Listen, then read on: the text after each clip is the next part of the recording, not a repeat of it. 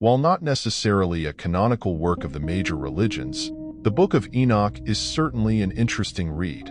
The text itself dates back to 300 BC and is noted as being more of an ancient Jewish text, but has maintained a place in some modern Christian and Jewish traditions. Enoch himself, after whom the book is named, is referenced in the book of Genesis and is detailed as being an ancestor of Noah. One of the most prominent figures in the Book of Enoch are the Watchers, angelic beings described as being both the sons of God and the sons of heaven. In chapter 7, many believe that the Watchers, referred to as the Grigori in Enoch 2, were angels who watched over the human race and served as earthly guides for the very first humans. They were tasked with observing human development, but were restricted from interfering with mankind, regardless of how compelled they felt to do so.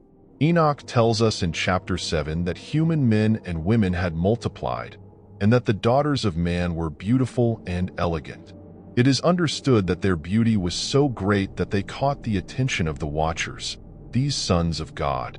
The Watchers conversed among each other in this chapter and decided to take the women for themselves, thus going against the intended purpose of watching and directly interfering with the life of mankind.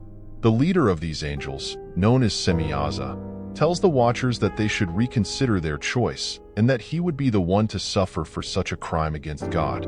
However, the other angels wear him down and tell him that together they will face the punishment and that they will each accept responsibility for any repercussions. What's implied is that the Watchers divulged information about the heavens and life itself that God had not intended for man to know. By doing this, the Watchers not only betrayed God by copulating with his creations, but also corrupted them with knowledge that was not meant for them.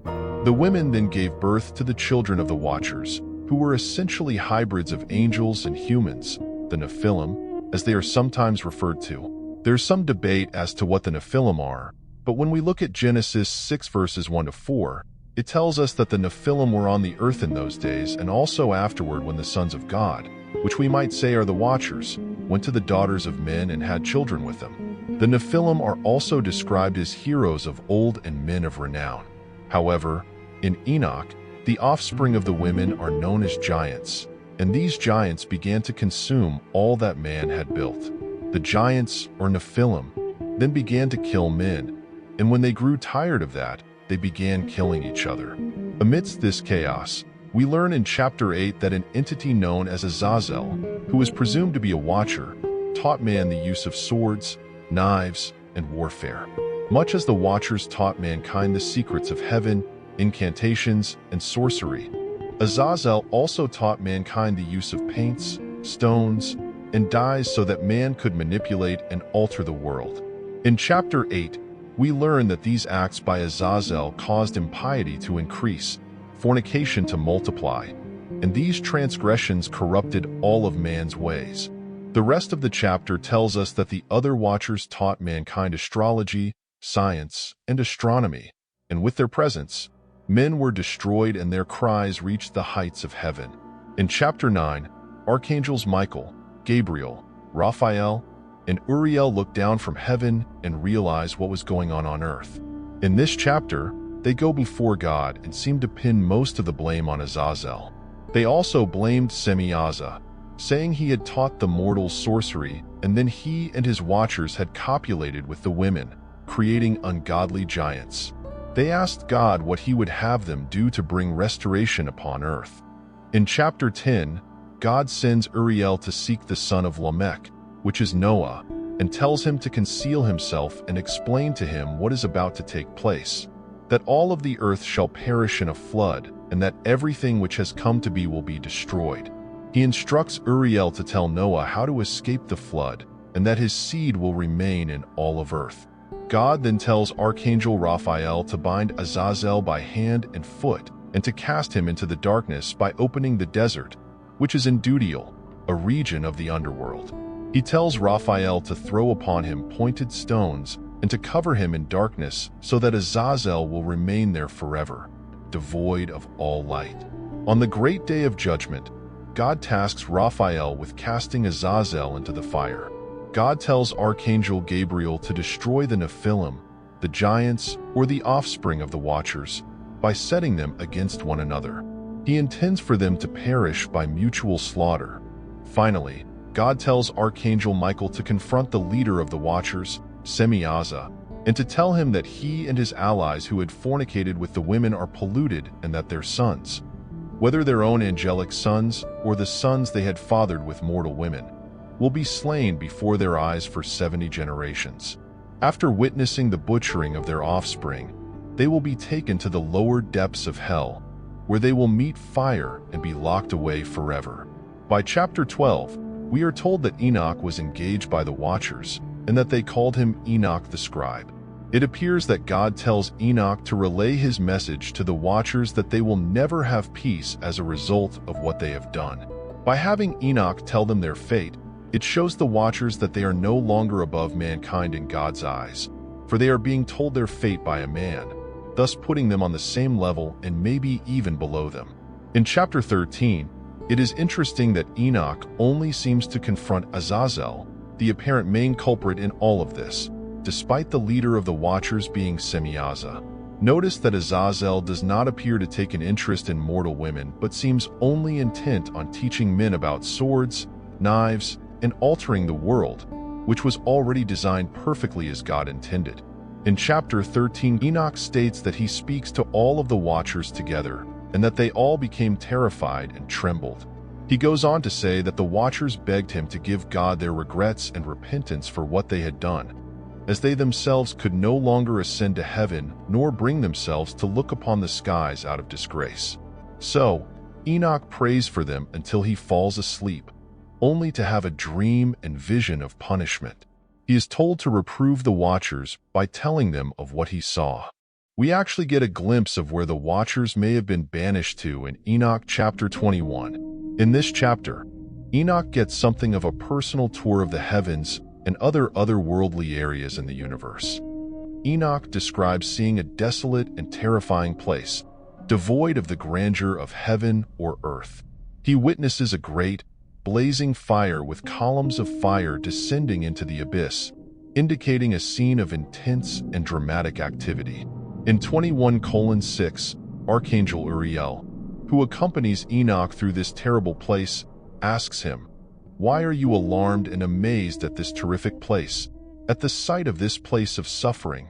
Uriel said, "This is the prison of the angels, and here they are kept forever." While the Watchers are never specifically mentioned here, one can imagine that this would be the sort of place that God would keep those who had betrayed him in a place of suffering. In the second book of Enoch, we see a collection of stories where Enoch ascends through several layers of heaven. It is at the fifth heaven that Enoch discovers the Grigori, a race of angels that were human in appearance, their size greater than the greatest of giants, but their faces withered in expression.